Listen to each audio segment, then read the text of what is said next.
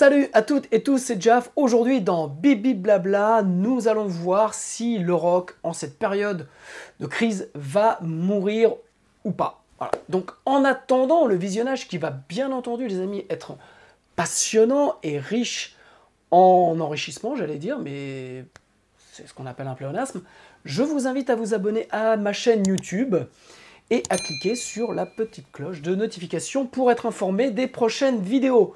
Voilà, on se retrouve après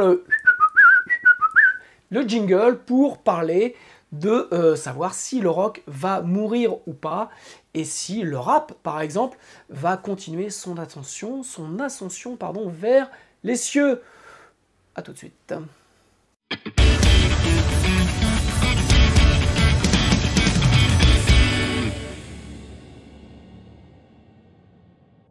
Ok, donc nous allons parler de savoir si le rock va-t-il mourir ou pas en cette période de crise. Alors, avant de commencer, je voulais vous rappeler que j'ai des formations qui sont en ligne. Donc je vous ai mis les liens en bas. Vous avez une formation sur Cubase qui s'appelle Cubase Même Pas Peur.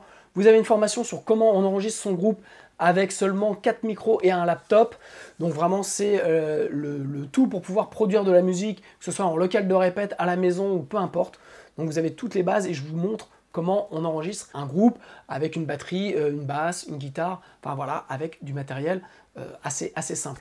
Vous avez une formation sur l'editing et la mise à plat, et vous avez 2 e-books à télécharger gratuitement pour celles et ceux que ça intéresse. Donc vous avez un e-book sur comment on prépare son entrée en studio et les 7 pièges à éviter, et un autre e-book sur les 10 clés pour pouvoir réussir son projet musical. Voilà, donc tout est en lien. Et pour celles et ceux qui aiment Bibi Blabla et qui veulent me filer un coup de main, je vous ai mis un petit lien PayPal pour me payer une bière en cette période difficile. Voilà, et pour m'aider à pour participer à la poursuite de cette chaîne YouTube. Donc maintenant, nous allons voir, est-ce que le rock va-t-il mourir? Alors en fait, l'idée m'est venue hier, j'étais en studio, j'ai repris le chemin du studio pour une session sur un projet reggae.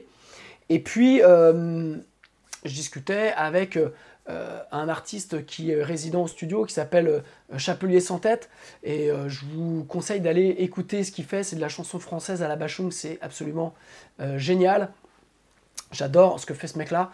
Et donc, on discutait, et forcément, en discutant, on échange beaucoup de points de vue, beaucoup d'éléments. C'est là où on se rend compte, les limites du confinement. C'est que voilà, tous ces échanges, toute cette vie studio, en fait, hier c'était lourd de sens pour moi de retourner au studio. À la fois c'était flippant parce que vous êtes obligé de vous laver les mains à chaque fois que vous touchez quelque chose.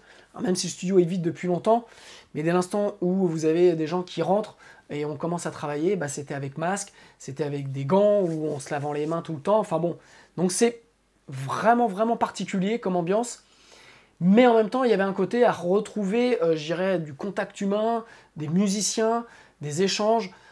Putain, ça faisait vraiment du bien. Et en fait, voilà, en discutant avec Chapelier, on s'est posé la question de savoir, enfin, l'idée est venue de savoir comment le rock va survivre à ça. Pourquoi? Parce que, en fait, on sait bien depuis des années, le rock ne vit que par son histoire, parce qu'il a marqué dans les années 70 et 80 tout un tas de générations, que même les générations nouvelles sont marquées par les morceaux des années 70.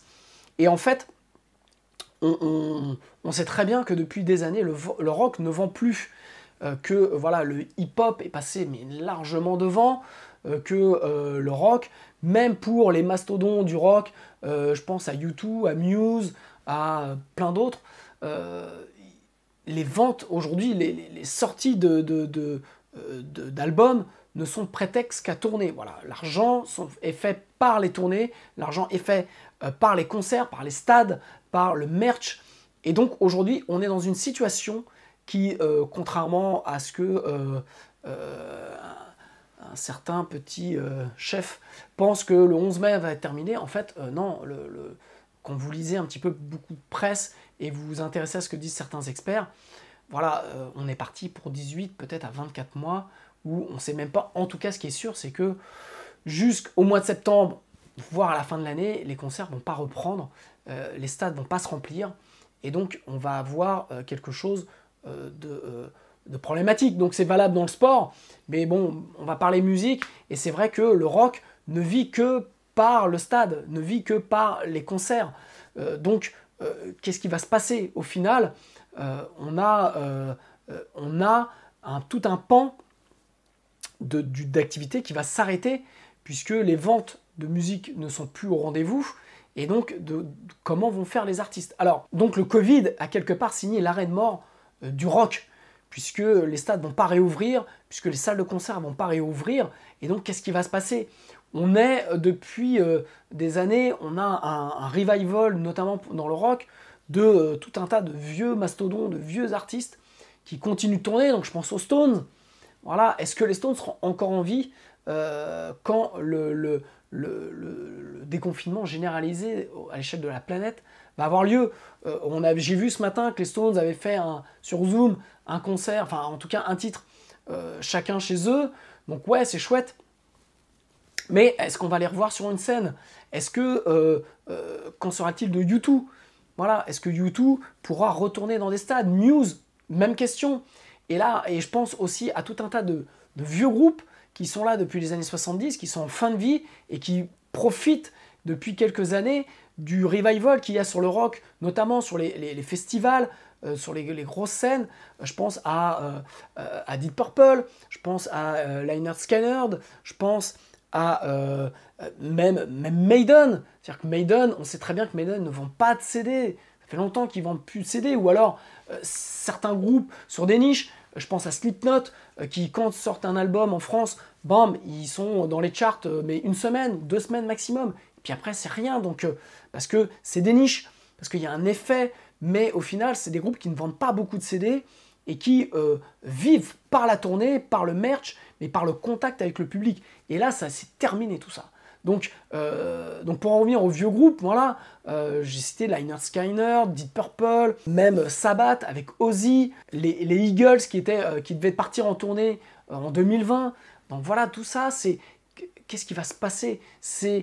Même si ce sont des groupes qui ne vendent plus d'albums, ce sont des groupes qui fédèrent toujours autant, leur musique est imprimée dans nos ADN, dans notre histoire. Même ceux qui n'écoutent pas du rock au quotidien, c'est-à-dire même des gens qui écoutent du hip-hop, connaissent des morceaux de Sabbath, de Lynyrd Skynyrd, de Deep Purple. Enfin voilà, ça fait partie de notre culture, du patrimoine musical depuis 20, 30, 40 ans. Et ça va s'arrêter quelque part, puisqu'on va être une période sans pouvoir vivre des festivals. Alors les festivals, si vous avez bien vu, ils ont tous déplacé en 2021. Est-ce que vraiment en 2021 on pourra réouvrir les stades, réouvrir le Hellfest? On n'en sait rien aujourd'hui. Et donc on se retrouve dans une situation, une espèce de no man's land, et c'est vrai que tout ce qu'on a connu est en train de s'arrêter. Moi, ma presta hier au studio est très étrange. Les gars étaient super adorables, donc ça s'est vraiment très bien passé. Mais par contre, voilà, j'étais dans ma régie, et comme je vous l'ai dit, avant de repartir, j'ai nettoyé mon ordinateur, mon portable, que j'ai ramené à la maison, puisque j'avais laissé ma tour ici avec laquelle je travaille, donc j'avais laissé là, j'ai fait ma séance avec mon portable, puisque c'était juste des voix. Donc enfin, voilà, donc c'est très compliqué, c'est très spécial, et je pense qu'il est illusoire de dire que le mois prochain, ou même dans 3-4 mois, les choses vont reprendre. Je pense qu'il faut oublier. Alors, on a, de l'autre côté, on a le rap qui est la musique dominante aujourd'hui dans les charts, dans les ventes, dans son côté fédérateur.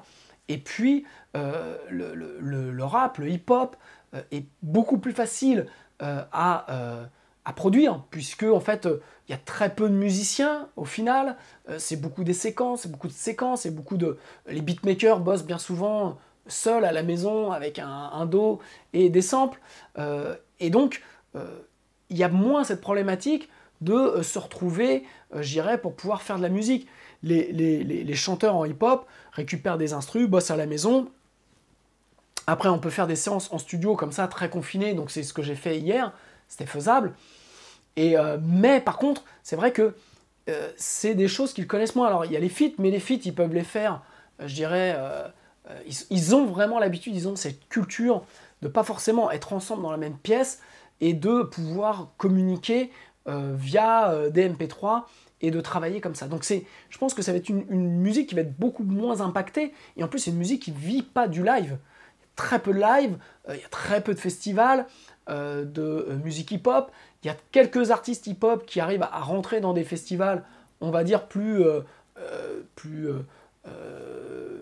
pop, plus rock, voilà, puisque voilà, il y a des ouvertures, mais malgré tout, c'est une musique qui va pas du tout être impactée par cette fermeture des stades, par cette fermeture des salles. Donc le hip-hop n'a pas du tout le même business model que peut avoir le rock, la pop, et donc c'est une musique qui, quelque part, est beaucoup plus faite, si je puis dire, qui est beaucoup plus prête à vivre pour les artistes ce qui se passe actuellement. Je ne dis pas que ça va être simple pour eux, je dis que je pense qu'ils ont plus les outils et ils ont plus l'habitude de travailler comme ça de façon autonome et individuelle.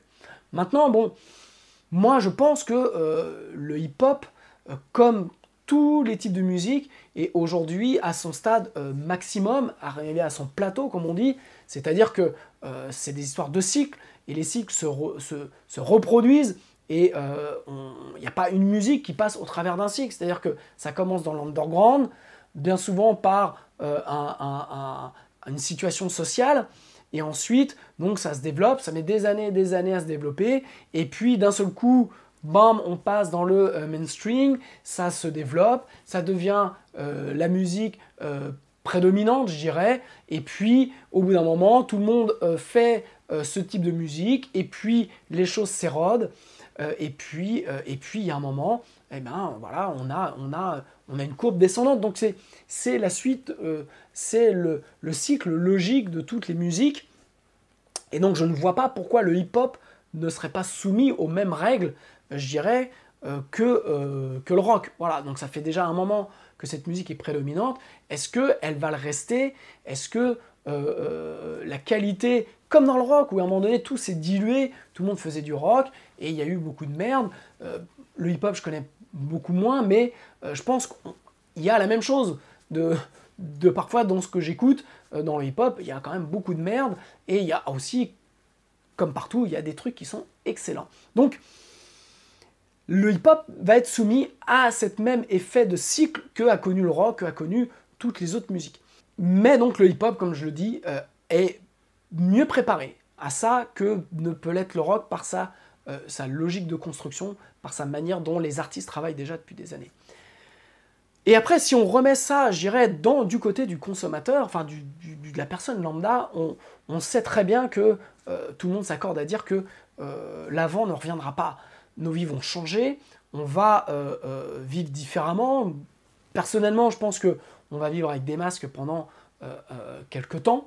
Voilà, on va se balader avec des masques, comme on peut dire que on met des capotes depuis les années 80, voilà, et qu'on les retire quand on est sûr, ça va être un peu la même chose. C'est-à-dire qu'on va se balader avec des masques quand on n'est pas sûr, et quand on est sûr des gens, quand on va avoir des moyens de tester ou pas, on va pouvoir retirer les masques. Ce qui va changer complètement la manière dont on fait la musique, la manière dont on fait, dont on communique. Le truc me vient, c'est-à-dire que, bon, je dirais, le sida n'a pas mis fin au porno non plus.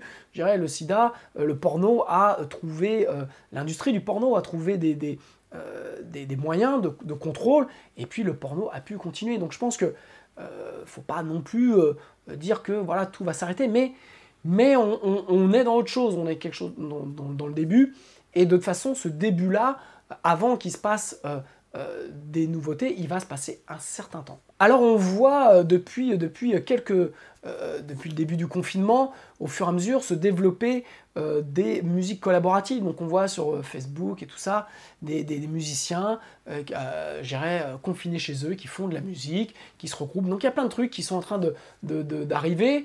Je trouve ça bien, et sincèrement, je trouve pas ça forcément très intéressant, puisque c'est des reprises. Alors c'est bien, ça donne malgré tout du baume au cœur, je pense, à des gens qui sont chez eux, qui voient que la vie continue. Donc je pense que c'est très très bien. Voilà, pour ça, je trouve ça très très bien.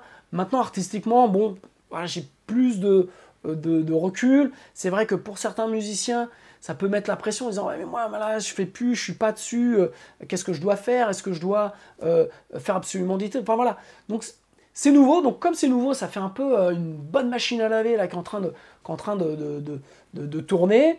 Et puis il y a des gens, voilà, je tiens à dire, je porte pas de jugement du tout, hein, je suis vraiment dans la réflexion un peu à chaud. Donc c'est un peu ça que j'avais envie de partager dans ce bip bip blabla. C'est un peu quelque chose de chaud, un peu un ressenti que j'ai eu en retournant au studio hier. Et en me posant, c'est des questions, en fait, le rock, par rapport au rock, ça fait un moment que c'est noté dans mes listes de ce que je dois parler dans Bibi Blabla, mais bon, voilà, j'avais un peu des poncifs, des machins, et en fait, là, je trouve que, bam, le sujet arrive à point nommé. Donc, j'en reviens un petit peu à nos vies qui vont changer, à ce qui se passe sur cette musique collaborative qu'on voit un peu passer à droite à gauche, qui est bien. Moi, je ne vois pas forcément un grand intérêt, mais à la limite que si ça divertit les gens, bah, c'est génial. Si ça fait du bien à ceux qui le font, c'est génial aussi. Donc voilà, voilà un petit peu mon avis sur la question. Mais quand même, il y a un truc, c'est que le musicien a besoin de se nourrir de l'autre. Voilà, c'est ce que je disais, même dans le hip-hop, les artistes ont toujours soit un beatmaker avec lequel ils bossent, ou un ingé son pour répondre à des problèmes techniques, même pour leur poser des questions, pour évacuer des doutes. Enfin, voilà, moi, je le vois dans des sessions que j'ai pu faire avec cette gecko. Il y a un échange qui n'est pas juste de t'appuies sur le bouton, tu me fais un edit. Il y a d'autres choses. Donc, il y a un besoin d'échanger entre êtres humains, il y a un besoin d'échanger entre musiciens, et donc de se nourrir de l'autre. Voilà, moi, c'est ça que j'ai eu hier, après un mois, j'irais confiné à la maison, à travailler pour des clients à distance, mais là, de retrouver les personnes en face, bah, ça fait un bien fou. Ça fait un bien fou. Et donc, même le rap, mais je pense que le rock, le reggae, la pop, peu importe le style de musique, ce sont des choses qui vont évoluer. Je pense qu'il va y avoir vraiment des bouleversements. Et comme je vous parlais tout à l'heure des histoires de cycles, qui partent de l'underground, par si vous prenez par exemple, notamment dans le hip-hop, comment est né le hip-hop. D'ailleurs, je vous recommande d'aller voir Hip Hop Evolution, la série qui est sur Netflix, qui est juste magnifique, qui pour moi, qui ne connaissent pas rien au hip-hop, connaissez 2-3 trucs, mais m'a permis de mieux comprendre ce style, et donc de rentrer vraiment beaucoup plus dans le style, et de l'apprécier d'autant plus. Donc c'est le principe de la culture. Quand vous comprenez, vous pouvez recevoir des messages et les apprécier. Donc cette série Hip Hop Evolution, vraiment, même je la recommande à ceux qui n'aiment pas trop le hip-hop. Il y a des trucs mortels dans le hip-hop, et regardez cette série, elle va vous permettre de rentrer dans cet univers. Donc bref, j'en reviens à ça, c'est que dans le rock, donc peu importe le style, tout est né de l'underground, et il est né de l'underground par un problème social, par une urgence sociale, par une difficulté sociale. Et je pense que là, on est pile dedans, et que va naître quelque chose de nouveau. Les musiciens vont se réinventer, les musiciens vont proposer d'autres choses. Alors ça va mettre du temps, mais ça ira sûrement plus vite qu'avant, parce que je pense que les règles vont être bouleversées, et je pense que l'industrie de la musique, ce qu'on appelle l'industrie de la musique, va avoir des soucis. Je pense, peut-être que on verra cette vidéo peut-être dans un an, et elle sera complètement ridicule. Mais en tout cas, voilà, je dis, c'est un peu à chaud. Et donc, je pense que les choses vont évoluer, je pense que les choses vont bouger, et donc on va avoir... l'underground va nous proposer des choses. Ça, j'en suis persuadé, et je pense aussi que... je le dis dans Bibi Blabla depuis longtemps, qu'il n'a jamais été meilleure période aujourd'hui pour faire de la musique. Et je pense que la situation que l'on vit actuellement va permettre, ou va engendrer de nouveaux artistes, va engendrer de nouvelles stars, va engendrer de nouveaux styles de musique, va engendrer de nouvelles manières de faire du business dans la musique. Voilà, c'est drôle parce que j'étais en train de travailler, je travaillais depuis déjà un moment sur une formation pour devenir, qui s'appelle Devenez musicien entrepreneur. Et, et je vous cache pas que je m'étais dit, ouais, bon, moi, je vais, entre guillemets, profiter du confinement pour finaliser cette formation. Et en fait, je suis en train de me dire, mais oui, mais est-ce qu'il n'y a pas des trucs que je vais dire qui vont être complètement obsolètes dans 2 mois ou dans 6 mois? Donc voilà, donc en fait, tout est né de réflexion là en ce moment. Moi, je me positionne, enfin, je réfléchis beaucoup par rapport aux formations que je propose, par rapport moi en tant qu'artiste, par rapport à moi en tant qu'ingé son et producteur, comment je vais travailler demain, comment je vais vivre, tout simplement. Je pense qu'il y a beaucoup de musiciens aujourd'hui qui se posent la question de quoi ils vont bouffer demain, parce que est-ce qu'ils vont avoir l'intermittence? Est-ce que l'intermittence va être reconduite comme ça?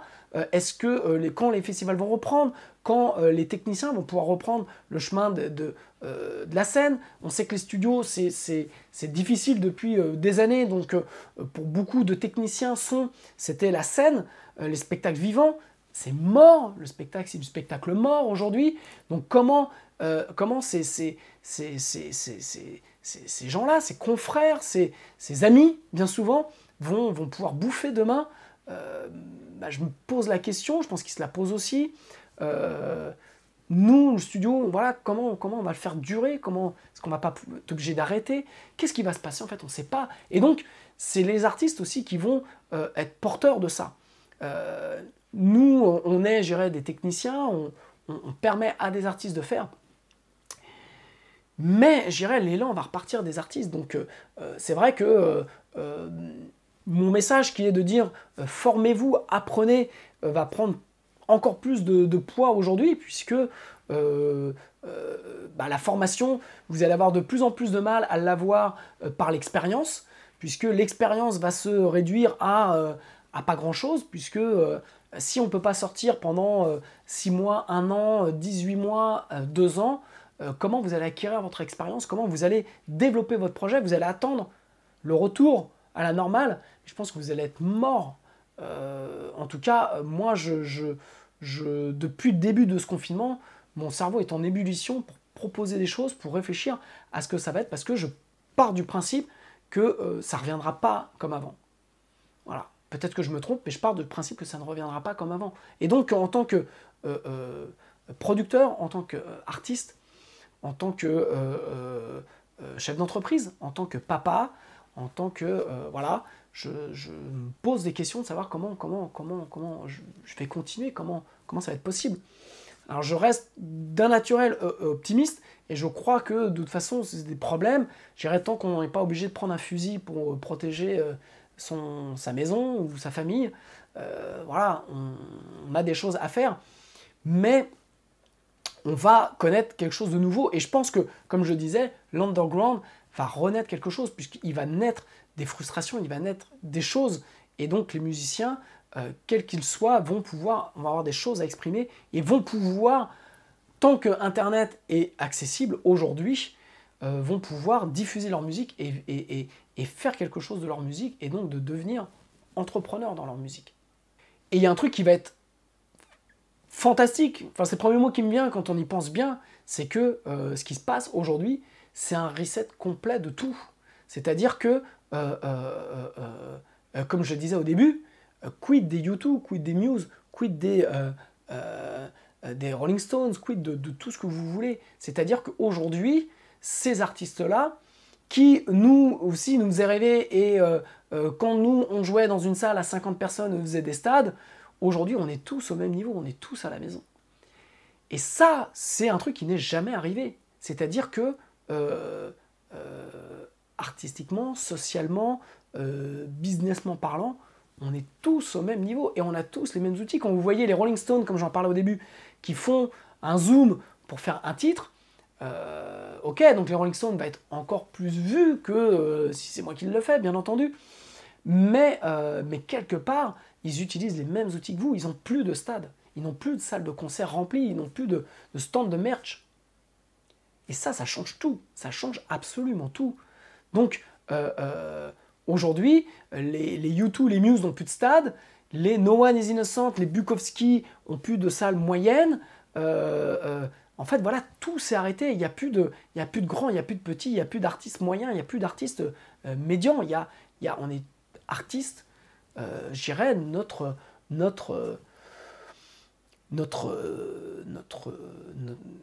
place d'expression, c'est soit devant chez nous, dans notre rue, soit c'est YouTube ou Facebook.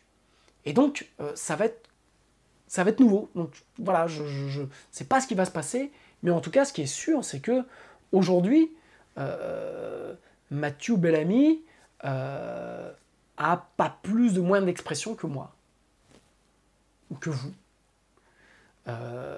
Forcément, si Mathieu Bellamy fait un truc dans sa chambre, ça va être beaucoup plus vu que mon prochain clip qui va sortir.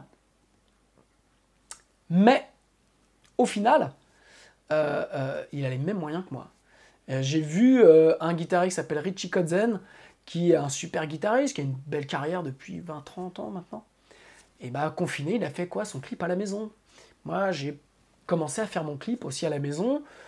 Le chanteur du prochain titre que je vais sortir, Chris, a enregistré, s'est filmé chez lui. Et donc on était parti, on cherchait des idées depuis quelques temps pour faire un clip, et puis le confinement arrive, et puis voilà, on a rebondi, et parce que moi j'ai pas envie d'attendre la fin du confinement, parce que je sais pas quand est-ce qu'on va pouvoir se retrouver, et puis parce que ce morceau-là, en plus, s'appelle Vortex, exprime des choses qui correspondent exactement à ce qui se passe en ce moment. Donc voilà, donc réinventez-vous, faites de la musique, vous êtes au même niveau que tout le monde, on est tous au même niveau. Les plus audacieux seront les plus récompensés, je pense. Faire de la reprise comme il se passe un peu partout, c'est bien, ça fait de la vue, mais ça fait pas avancer le schmilblick.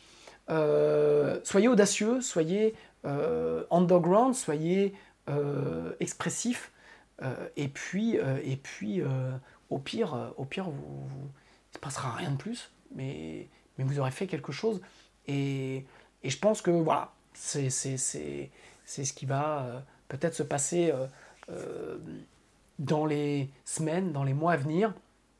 En tout cas, comme beaucoup de secteurs d'activité, on va être très impacté. Je pense que, comme je le disais tout à l'heure, j'ai des amis techniciens qui vont avoir, je pense, des soucis. Pareil pour moi, pareil pour d'autres. Mais l'inaction, la peur fige. L'inaction ne permettra pas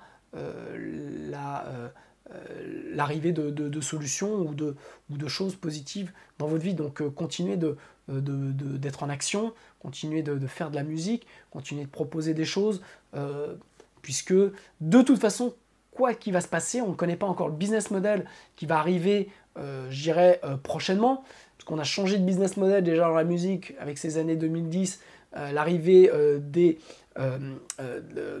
abonnements.